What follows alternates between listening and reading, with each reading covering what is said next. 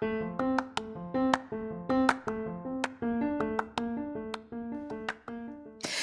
there, and welcome to the daily podcast where wisdom smacks us with kisses or love taps.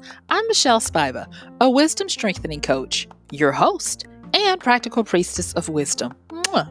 Join us daily to gain wisdom and mental strength as we tackle innovative thinking, address emotional and behavioral life traps, and yes, provide you with some practical how to's to wrap it all up. So settle in or crank up the speed 2x, whatever gets your mental processes firing as we dive in. Stay tuned.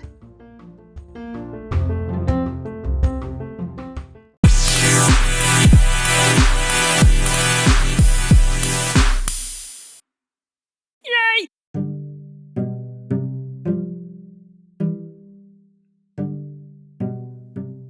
Stop dragging your feet and come on. You act like you'll never get another chance to come and play. We'll be back. Hey, this is MichelleSpiva, your practical priestess of wisdom, and I want to welcome you to today's podcast of Wisdom Smack. Mwah. Thank you so much, everyone who is listening and sharing and doing all the things to help get this word out and to spend a little bit of your time each day with me. I appreciate you so much. And so join me today as we talk about you will get another chance. I will see you on the flip.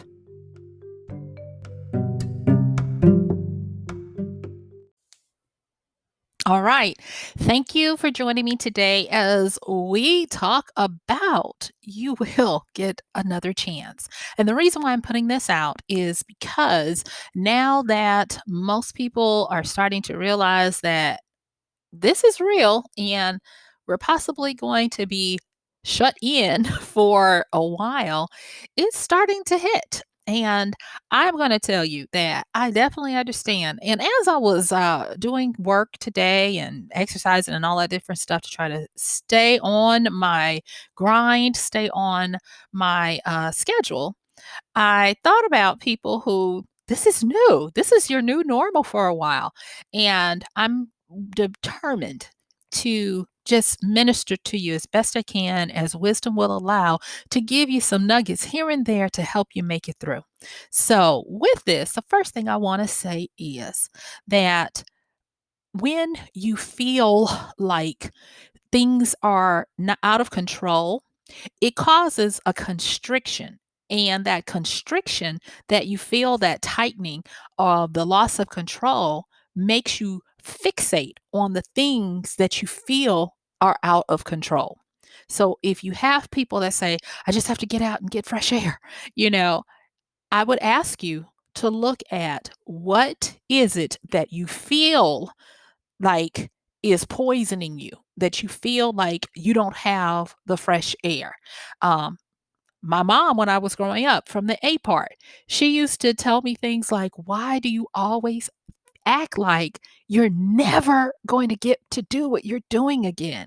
You know, she would always tell me, you will get another chance to do this. She used to have to beg me to get off the playground, beg me to stop reading a book. Yes, we were bookworms in my house. Beg me to do different things because I would fixate. And it came down to a lot of things, but one of the things that's appropriate for today's conversation is that I didn't realize I was fighting what I thought was a usurping of my control. Not even a loss, but people were imposing on my ability to have free will. And even as a little kid, I was like, that is not cool with me. So I want to kind of like hopefully pass this on to you. Now, I don't know your age group. Um, I am assuming that based on information I get from people, that I'm talking to people from various ages. And I'm going to also say it is not just one generation or age group that has any issues with having to be confined or having to shrink your area that you can travel to and do. So I'm going to just say this blanketly, that you still have control. You really do. And even if you have to reframe it or play a nice little game with yourself to be able to see that you still have this control, I want you to do everything you can to grasp onto it, because the worst thing that can happen is for you to feel this constriction and not know how to manage it. For some people, constriction, when you have a loss or a sense of a loss of control, can manifest in everything from depression, panic, night terrors, where you have bad, the bad sleep. Um, it can manifest into nervous behaviors, anything from snacking, overeating, to hair twirling and pulling, to scratching, a lot of things. And so this is kind of like my gentle wake up and watch this and be on alert so that you don't get caught unawares kind of thing. All right. And so thank you for letting me set this up. I'm not trying to scare you, but I am saying no matter what it seems like, you're going to get another chance. If you stay in it, if you keep your expectations high, you will get another chance. And how do I know that? I know that because of two components that we're going to talk about today. Well, I have three that we're going to talk about, but two of them deal with this particular point. And that is the concept of infinity and singularity.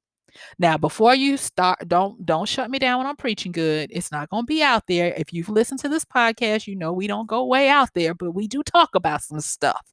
So, with infinity, uh, if you will, visualize, pretend, or conjure up an the symbol of an 8 and lay it on its side.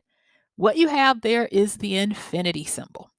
And no matter what, if you trace that any point that you start and you go through the symbol, it will be a continuous loop going back and forth, going.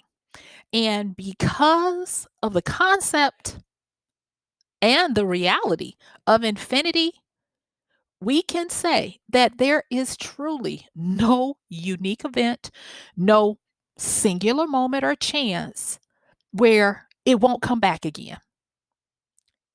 But we can also say that each point is a singular point where you can make a powerful statement, you can change your life, and you can do all the things that you want to do. And that's the wondrous magic of this life we live in. So let's take infinity first, and then we'll deal with singularity. And then I have a few other things, and then I'll let you go. All right. So with infinity, infinity is the reason why there are many people who argue for the understanding that time as we know it is a concept of a construct that we agree to be in so that we can mark the events that happen in our lives. And likewise, they even go on to say that reality can be um, put into this time construct so that we can all agree on a reality. Okay. And they can also say that infinity goes in all directions. And so, if you will, there are different symbols that people use. And I'm going to tell you the way the cosmologists, the way the quantum physicists, and all of the different people working with these theorems uh, try to plot this out is a donut. I know it sounds crazy, but just bear with me. So when they say that infinity goes in all directions, and we know the infinity symbol is an 8. So just pretend, if you will, that that middle point where you can, when you squeeze the two loops together and they cross over each other, just pretend, imagine, or even visualize that that is the point where every occurrence of what could happen starts, and it makes a loop like a figure 8. And so you got all these figure 8s starting at this same point. And if it goes into all directions, guess what happens? It starts to look like a donut. Yes.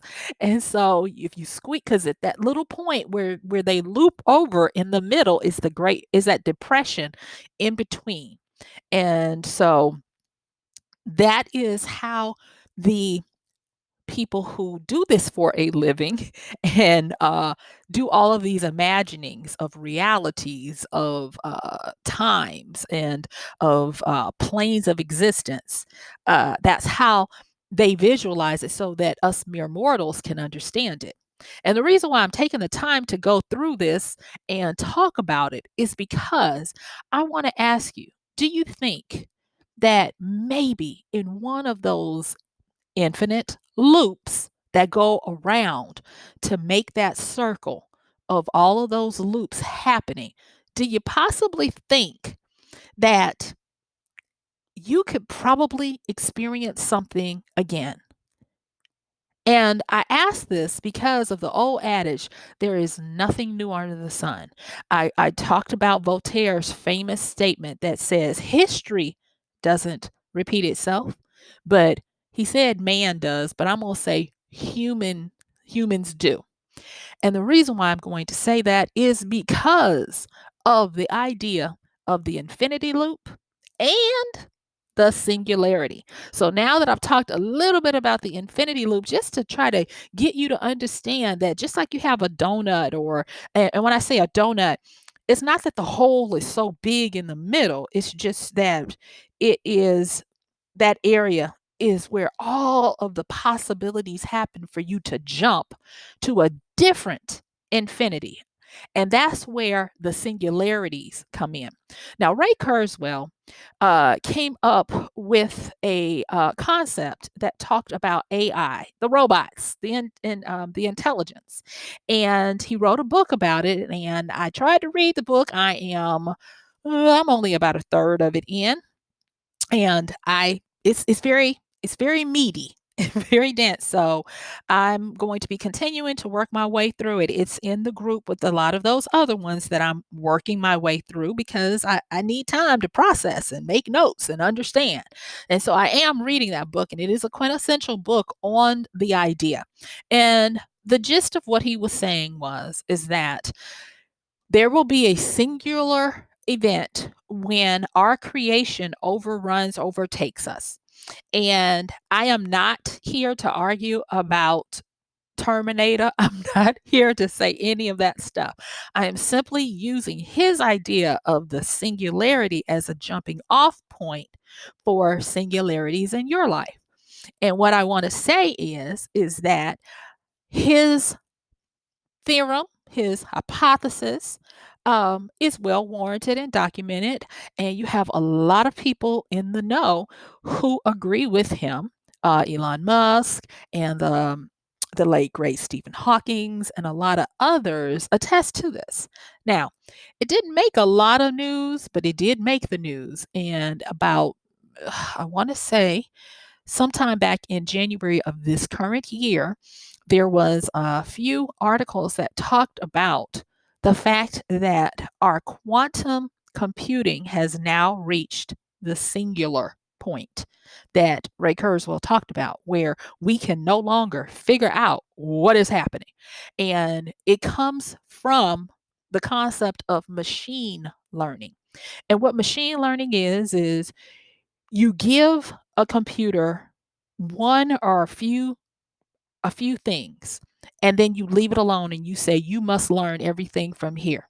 And the computer takes the few things, it's like a starter kit, a tool kit, a beginner's box, and they start with that.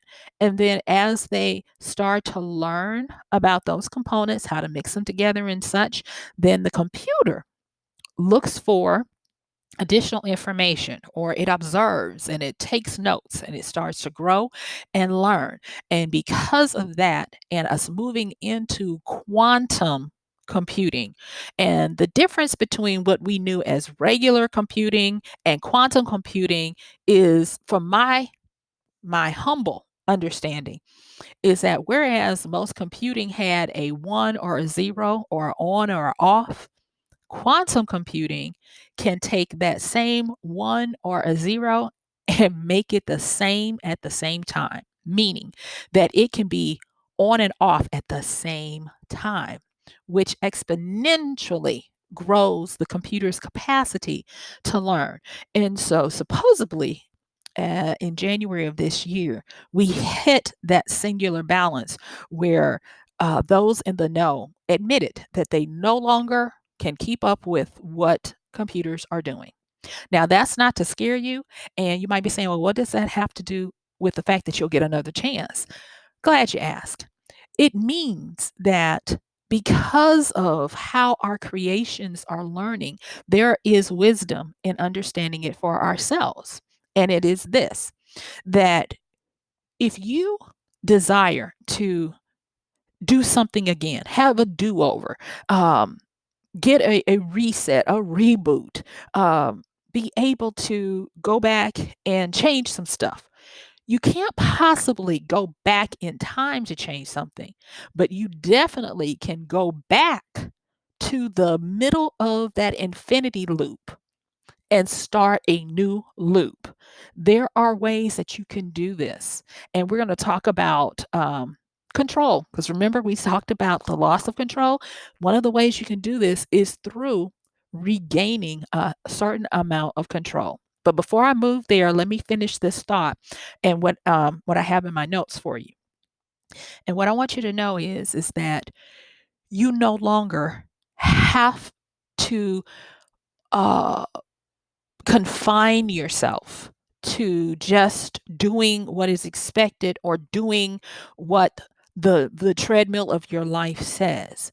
And the reason why is because when you move into understanding that you'll get another chance, it means that you no longer have to do a job. You now have a role to play that you can choose.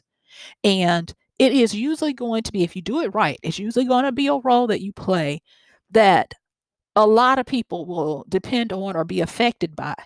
And when you start to do that, just by changing how you think about your life and how you accept or expect that you can change things, you go back to that middle point of where the loops cross over each other. And at that point of singularity, you now are too much for the life that you used to live. And thus you must move into a new one. And if you don't believe me, and if this sounds crazy, think about this. How many people have you encountered that it might be 10, 15, or even 20 years? For a lot of people, you can definitely test this out when you go to your high school reunions. How is it that when you have a person who you used to have so much in common with, and you go back for your 20-year class reunion, and you all are not the same at all? Oh my gosh, you're not the same. That is because of infinity and singularities happening all the time. And there are some people who, whether they can articulate it this way or not, they definitely know how to quantum jump to different realities. They know how to get to that loop where it's the easiest for you to go and jump into a new reality. And that's how people can veer off in various and diverse directions from each other when they all started from one point. And so you can have another chance at things when you start to realize that at any given time, your point of singularity, where you jump to a new reality, is yours to command. And it starts with understanding that you are really never out of control. You are not. Okay. So now that we have set that up, and I hope, oh my gosh, I hope I have ministered that in the way that it makes sense uh, to you. I want to talk about how to start gaining control. There is an agricultural phenomenon that when I used to see it done, it used to hurt my heart. And that is the burning fields. I've told you before in other podcasts that my grandparents kept gardens, and I had my great uncle, which was my grandfather's brother. He actually kept fields. And so what they would do every now and again, they would burn back. They would burn the fields. And I'm like, oh my gosh, that's so sad. And it was explained to me that this was the best thing that they could do because it is a clearing of the soil so that they can get rid of the weeds and make room for new growth. Because after they would burn the fields down, they would then go through clearing all of the chard and whatever. And then my uncle and my grandfather explained at the time that they would go in and then they would feed the soil. They would put more nutrients in it, to make sure that it was ready, depending on what kind of crops they were going to use. I didn't know that all of the slop and stuff that my aunt would keep in this bin at the back of the house. I didn't know that was compost, but she would just oh my gosh, so much of it. And they would put that compost in there and it didn't look like food anymore. It looked like black gold. It was so rich. They would go and put that in the garden and the fields, and they would turn that soil that had quote unquote gone to seed back into something that was ready to receive seed and give new life.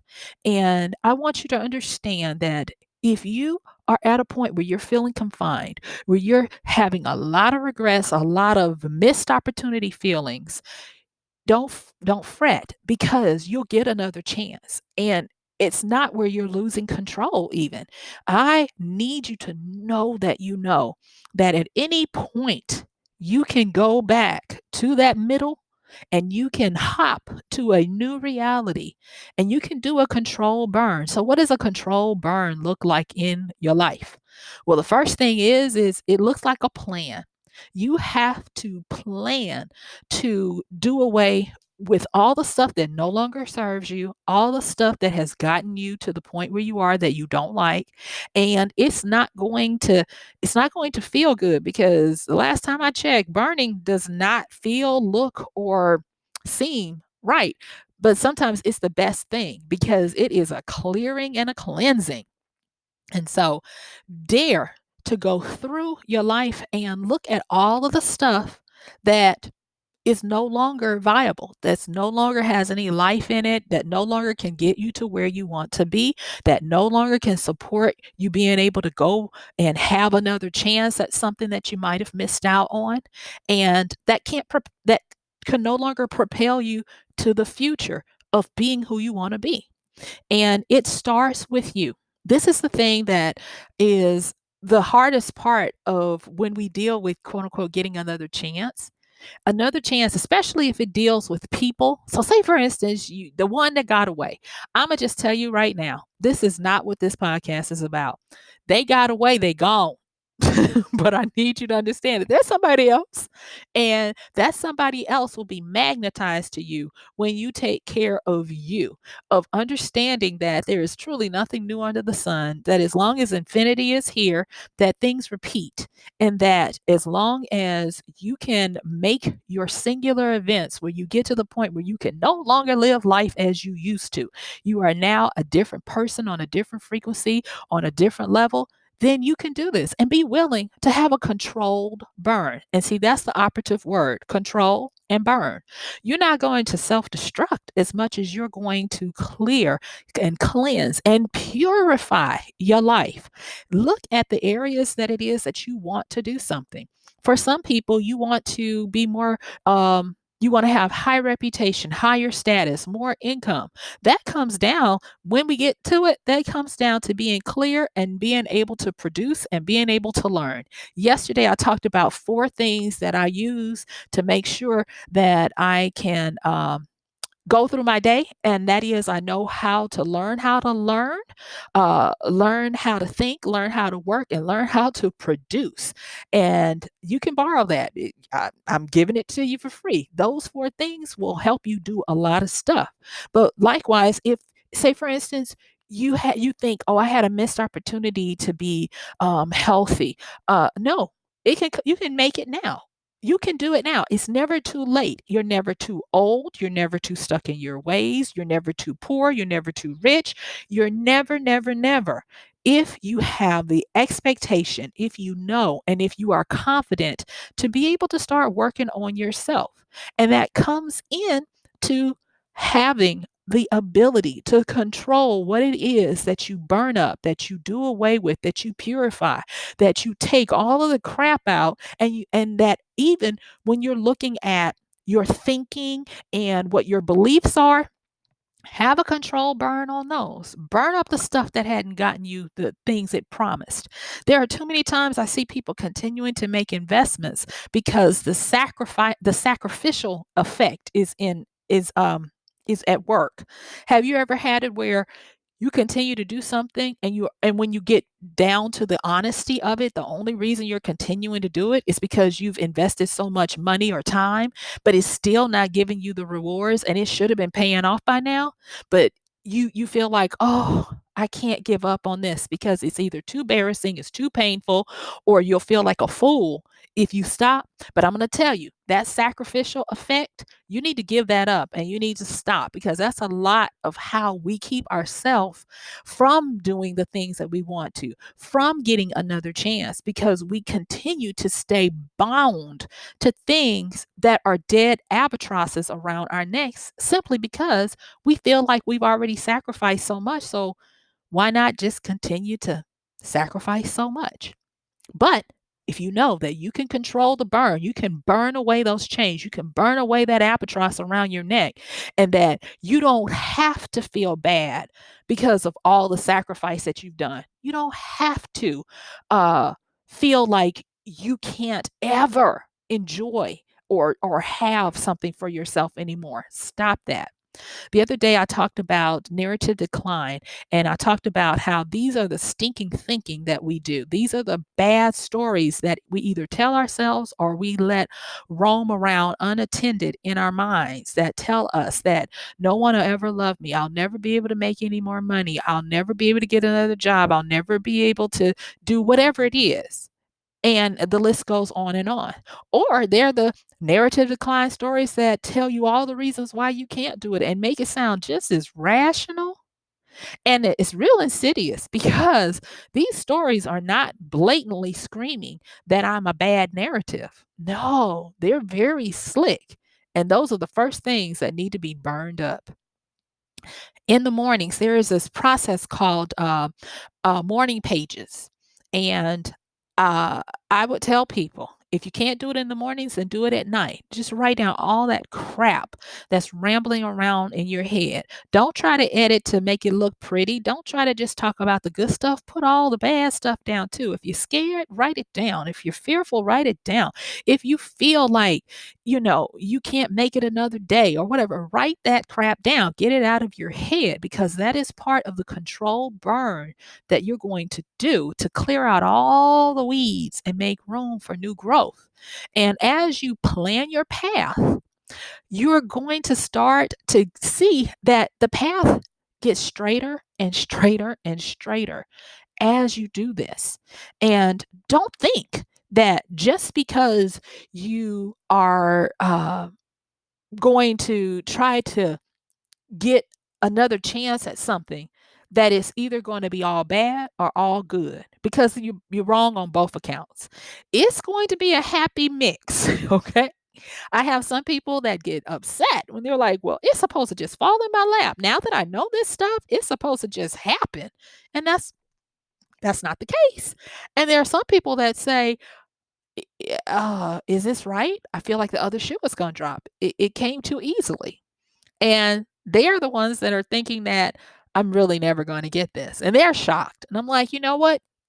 Don't give up, don't give away the gains that you've won by thinking that you were supposed to pay some big cost in your life. And 9 times out of 10, these people are used to sacrifice. And that's a part of the reason why they're like, this was too easy. Is there something wrong? But it comes down to being able to know that that time is a construct. Reality is within that construct.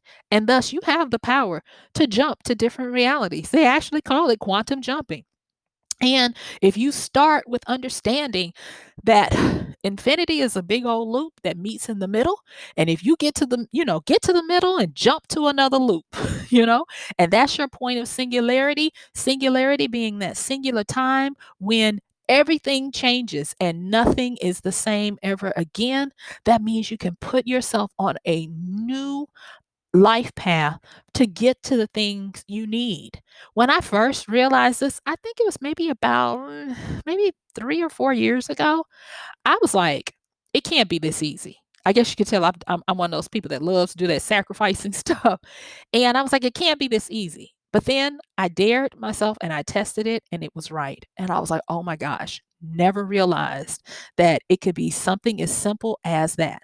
So that is why I talk a lot about changing your expectations, increasing your hope and faith, demanding of yourself that you be the person that you want to be, and using wisdom to not give up any ground that you gain. And so understand that you will get another chance. There's truly nothing new under the sun. Infinity goes in all directions. There is no unique event, singular moment, or even chance that you have missed if you understand how to use the infinity loop, how to find your singularity point, and how to jump to the next area, next phase of your life with a nice, good old controlled burn, and make sure that you plan your path so that you can have a path that gets straighter and straighter the more you clear out the weeds to make room for new growth. So, guess what? Yep. My time is up. I thank you for yours. This has been MichelleSpiva, your practical priestess of wisdom, with another podcast of Wisdom Smack. Mwah. Don't forget to check the show notes, like, share, subscribe. If you want me to cover something, send me a message. Details are in the description for the show in the show notes. And this is a daily podcast. So guess what? I am going to see you tomorrow. Have a wonderful rest of your day. Bye.